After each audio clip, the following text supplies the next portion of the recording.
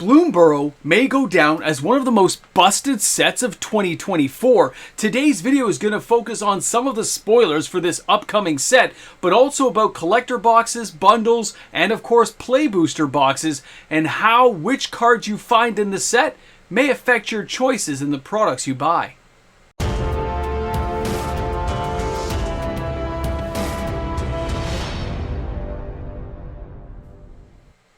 If BloomBurrow didn't have your attention yet, it's about to.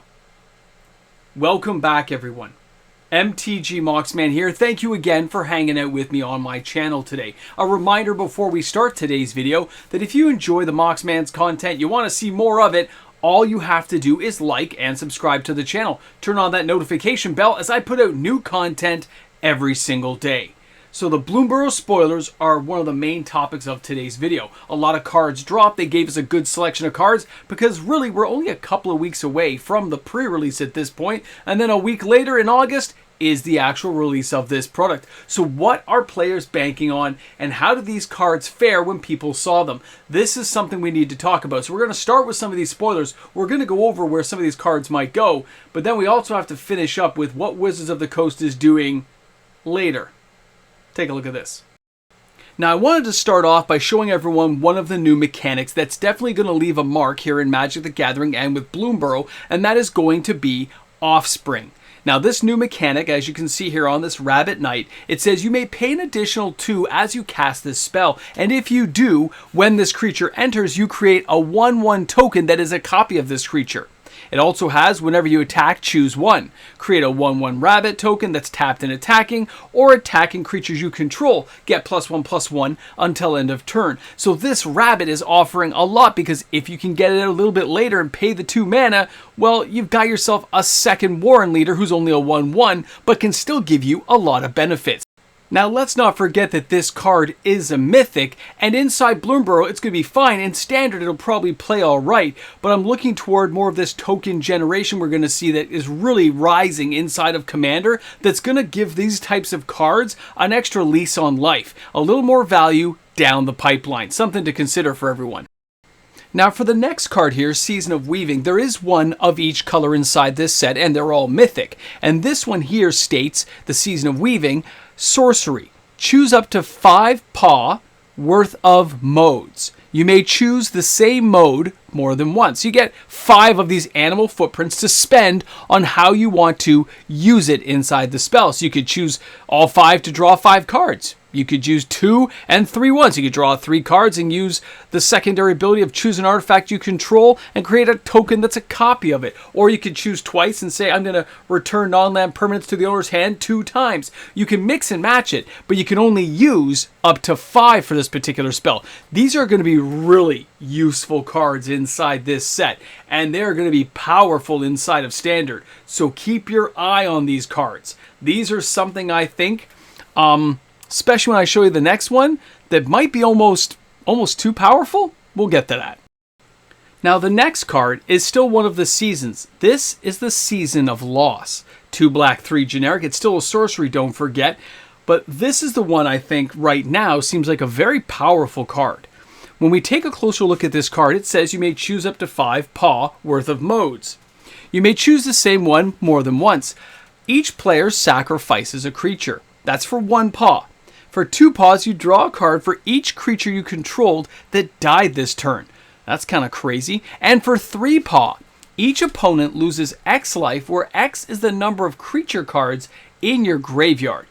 Guys, this is going to be an exceptionally powerful card that is going to see a lot of play. We have seen this with other lighter versions of the card. Yes, it costs 5, but they've left a lot of mana ramp inside this set as well that we've already seen, so this is a card I'll be paying particular attention to. Now let's jump over to a white mana spell, and this is the legendary creature Beza, the Bounding Spring, an elemental elk, one of the Calamity Beasts. Now this card is different. For 2 white and 2 generic, this legendary elk is a 4/5, but it says when Beza the Bounding Spirit enters, create a treasure token if an opponent controls more land than you. You gain 4 life, and if an opponent has more life than you, create 2 1/1 blue fish tokens if an opponent has more creatures than you, and you draw a card if an opponent has more cards in hand than you. If this doesn't scream amazing, I don't know what is. Depending on how you play it, and I mean, even as a commander card, there's a lot of uses going on for a card like this. This will not be a high value target in terms, it's not going to be a $50 card, but it's going to see play, it's going to be fun, and its low casting cost means you're not committing tons of mana to get this bad boy in there. And that's interesting for me to see how players will choose to digest this card. Now, the last card I want to focus in on just blew my mind, which is why I'm saving it for last, and this is Maha the Feathers Knight. This is, of course, the legendary elemental bird. It's a big owl anyway, but let's take a closer look at this card. This thing has flying and trample. It also has ward, discard a card. Creatures your opponent control have a base toughness of 1, and it's a 6/5 for 5. Now, let's forget everything else we know about the set, about some of the commons that will probably be able to destroy creatures like this.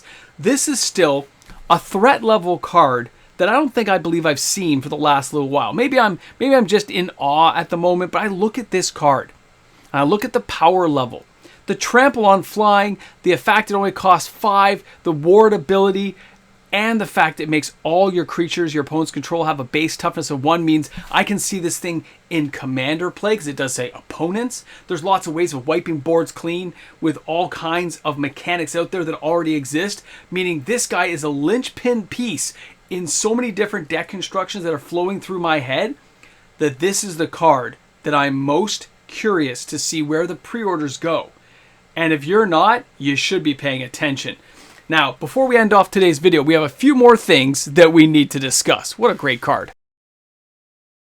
BloomBurrow looks like it's on point. It is a well-created set with powerful creatures and well-created creatures that will work well in Standard, offer a lot to Commander players, and will ensure that there are a lot of sales on a product like this. Wizards of the Coast has done just a phenomenal job to this point. Now, me as a player and as a content creator looking at the set, I'm excited to see what other spoilers they're going to share with us. I'm looking forward to seeing what other cards are going to work within this set for Standard, Commander, and other formats. Guys, this is a great way to see a set like BloomBurrow come around. It's also going to be a sounding board for Wizards of the Coast for what players are enjoying and expecting from their sets, which leads me off with the last piece of today's video. After that Twitch stream went live, and after things came to light, we started seeing the cards and started seeing what's actually going to be in the set, there was an uptick in sales of collector boxes.